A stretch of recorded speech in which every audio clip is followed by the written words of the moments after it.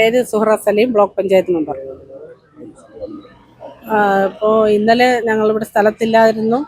അപ്പോൾ 6 മണിക്കാണ് 6 മണിയോടുകൂടി ഞങ്ങൾ നാഗരൂഴി 6-6:15 ആവുന്ന സമയത്ത് നാഗരൂഴി എന്ന് പറയുന്ന സെക്ഷനിൽ നിന്നപ്പോഴാണ് ഇവിടെ നിന്നൊരു കോള് വരുന്നത്. ഇവിടെ ഇങ്ങനെ ഒരു വിഷയമുണ്ട്, അവിടുത്തെ മൂത്ത മകൻ ഉമ്മയ്ക്കും ഇളയ പയ്യനും എന്തോ വിഷം കൊടുത്തിട്ട് അകത്ത് കിടന്ന് പിടയ്ക്കുന്നു, അവിടെ വീട് പൂട്ടിയേക്കുന്നു, പോലീസും ആളുമായിട്ടൊക്കെ നിൽക്കുന്നു, നിങ്ങൾ ഇവിടെ വീട്ടിൽ ഇല്ലേ, പെട്ടെന്ന് വരണമെന്ന് പറഞ്ഞ് ഇവിടെ നിന്ന് വിളിച്ചപ്പോഴാണ് ഞങ്ങളിവിടെ പെട്ടെന്ന് വരുന്ന സമയത്ത് ഈ ഉമ്മായ ആംബുലൻസിൽ കയറ്റിക്കൊണ്ടുപോയി. അതായത് പ്രതിയുടെ ഉമ്മായ കൊണ്ടുപോയി കഴിഞ്ഞു.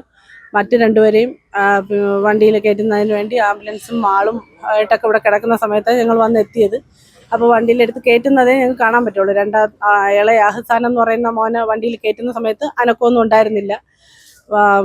മറ്റ് ആ പെൺകുട്ടിയെ കയറ്റിയപ്പോഴും അനക്കം ഉണ്ടായിരുന്നില്ല. പക്ഷെ ആ പെൺകുട്ടി ഉണ്ടെന്ന് പറഞ്ഞപ്പോഴും എല്ലാവർക്കും അത് വിശ്വസിക്കാൻ ബുദ്ധിമുട്ടായിരുന്നു. കാരണം ഇവിടെ 2 ആൺകുട്ടികൾ മാത്രം ആ ഉമ്മായും ഉള്ള ഒരു വീടാണ്.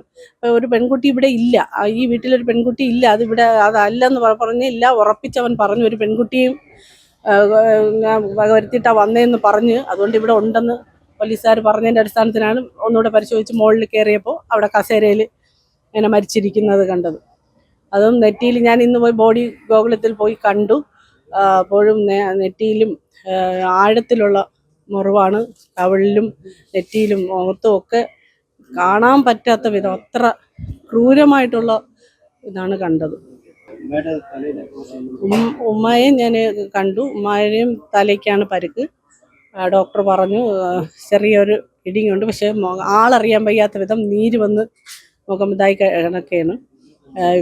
മോനെ ചോദിക്കുന്നുണ്ട്, അഹ്സാൻ മരിച്ച മോനെ ചോദിക്കുന്നു, എൻ്റെ മോനെ കൊണ്ട് കാണിച്ചതാണെന്ന് പറയുന്നുണ്ട്. നമ്മളെല്ലാവരും ഉണ്ട്, മോൻ നമ്മളടുത്തുണ്ട്, ഇവിടെ ഉണ്ട്, കുഴപ്പമില്ല എന്ന് പറഞ്ഞിട്ടാണ് ഇറങ്ങിയത്. കണ്ണ് നിറയുന്നുണ്ട്, കണ്ണൊക്കെ ചുവന്ന, മുഖമൊക്കെ നല്ല നീരായിട്ടിരിക്കുന്നുണ്ട്. അപ്പോൾ 24 മണിക്കൂർ കഴിഞ്ഞ് എന്തെങ്കിലും പറയാൻ പറ്റൂ. ഇനി ഇതിന്ന് കൂടുതൽ എന്തെങ്കിലും ഫിക്സ് വരെ എന്തെങ്കിലും ബുദ്ധിമുട്ട് ഉണ്ടാവുന്നെങ്കിൽ മാത്രമേ എന്തായാലും, അല്ലെങ്കിൽ 24 മണിക്കൂർ കഴിഞ്ഞിട്ട് നമുക്ക് എന്തെങ്കിലും ചെയ്യാമെന്നാണ് ഡോക്ടർ പറഞ്ഞേക്കുന്നത്.